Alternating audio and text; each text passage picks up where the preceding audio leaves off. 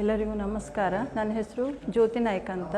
ಇವನು ನನ್ನ ಮಗ ಅಥರ್ವ ಉದಯ್ ನಾಯ್ಕ ಪೂರ್ಣಪ್ರಜ್ಞಾ ಶಾಲೆಯಲ್ಲಿ ಓದ್ತಾ ಇದ್ದಾನೆ. ನಾನೀಗ ಪೂರ್ಣಪ್ರಜ್ಞಾ ಶಾಲೆಯಲ್ಲಿ ನನ್ನ ಮಗ ಓದ್ತಾ ಇರೋದ್ರಿಂದ ಆಗಿರುವ ಇಂಪ್ರೂವ್ಮೆಂಟ್ ಬಗ್ಗೆ ಹೇಳೋಕ್ಕೆ ಇಷ್ಟಪಡ್ತೀನಿ.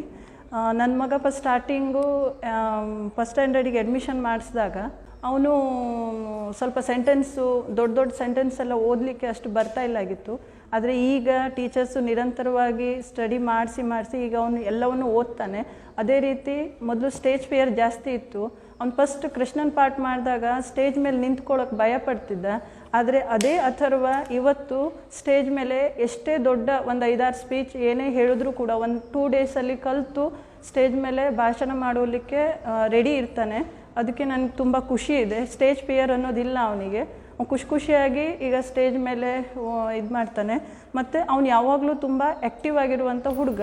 ಅದೇ ರೀತಿ ಪೂರ್ಣಪ್ರಜ್ಞಾ ಸ್ಕೂಲು ಕೂಡ ಮಕ್ಕಳನ್ನ ಯಾವಾಗಲೂ ಜಾಸ್ತಿ ಆ್ಯಕ್ಟಿವ್ ಆಗಿರಬೇಕು, ಜಾಸ್ತಿ ಬ್ಯುಸಿ ಇರಬೇಕು ಅಂತ ಹಲವಾರು ಪ್ರೋಗ್ರಾಮ್ಗಳನ್ನು, ಸ್ಪೀಚ್ ಇರ್ಬೋದು, ಡ್ಯಾನ್ಸ್ ಇರ್ಬೋದು, ಅವುಗಳನ್ನೆಲ್ಲ ಕಂಡಕ್ಟ್ ಮಾಡ್ತಾ ಇದ್ದಾರೆ.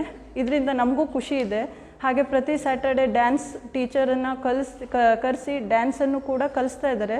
ಇದರಿಂದ ನನ್ನ ಮಗ ಇನ್ನೂ ಚೆನ್ನಾಗಿ ಡ್ಯಾನ್ಸ್ ಕೂಡ ಕಲಿತಾ ಇದ್ದಾನೆ. ಇದೇ ರೀತಿ ನಮ್ಮ ಪೂರ್ಣಪ್ರಜ್ಞಾ ಸ್ಕೂಲಲ್ಲಿ ಇದೆ ಹೊಸ ವಿಷಯಗಳು, ಕಂಪ್ಯೂಟ್ರು ಕೂಡ ಕಲಿಸ್ತಾ ಇದ್ದಾರೆ. ಅದೇ ರೀತಿ ಹೊಸದನ್ನು ಸ್ಟಡಿ ಮಟೀರಿಯಲ್ಸ್ನ ತಂದು ಮಕ್ಕಳಿಗೆ ಕಲಿಸ್ಬೇಕು ಅನ್ನೋದು ನಮ್ಮದು ಆಸೆಯಾಗಿದೆ. ಅಂಕೋಲಾದಂಥ ಸಣ್ಣ ತಾಲೂಕಲ್ಲಿ ಇಂಥ ಸ್ಕೂಲು ನನ್ನ ಮಗನಿಗೆ ಸಿಕ್ಕಿರೋದು ನಿಜವಾಗ್ಲೂ ನಮ್ಗೆ ಹೆಮ್ಮೆ ಇದೆ. ಇನ್ನು ನೆಕ್ಸ್ಟ್ ನನ್ನ ಮಗಳನ್ನು ಕೂಡ ನಾನು ಇದೇ ಸ್ಕೂಲಲ್ಲಿ ಅಡ್ಮಿಷನ್ ಮಾಡಿಸ್ಬೇಕು ಅಂತ ಅಂದ್ಕೊಂಡಿದ್ದೀನಿ. ಈ ಪೂರ್ಣಪ್ರಜ್ಞಾ ಸ್ಕೂಲು ಬರೀ ಉತ್ತರ ಕನ್ನಡ ಜಿಲ್ಲೆ ಮಟ್ಟದಲ್ಲಷ್ಟೇ ಅಲ್ಲ, ಕರ್ನಾಟಕ ಸ್ಟೇಟ್ ಲೆವೆಲ್ ಮಟ್ಟದಲ್ಲೂ ಕೂಡ ಗುರುತಿಸುವಂತಾಗಲಿ ಅನ್ನೋದು ನನ್ನ ಹಾರೈಕೆಯಾಗಿದೆ. Thank you.